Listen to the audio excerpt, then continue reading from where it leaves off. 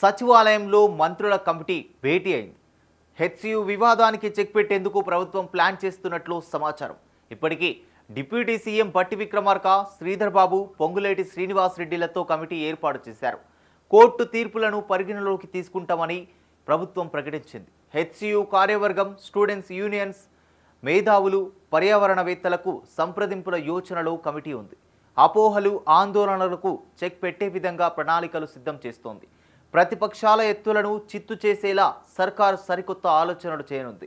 సమస్య సద్దుమణిగాక కంచగచ్చిబౌలి భూములలో కొత్త ప్రాజెక్టుకు సర్కార్ ప్లాన్ చేస్తోంది. కాగా ఇదే అంశంపై నేడు డిప్యూటీ సీఎం బట్టి విక్రమార్క సీఎస్తో సమావేశమయ్యారు.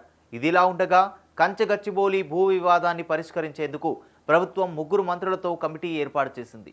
ఈ కమిటీ హైదరాబాద్ కేంద్రీయ విశ్వవిద్యాలయం ఎగ్జిక్యూటివ్ కమిటీ, విద్యార్థుల ప్రతినిధులు, joint action committee, civil society గ్రూపులు సహా భాగస్వాములైన ప్రతి ఒక్కరితో చర్చిస్తుంది.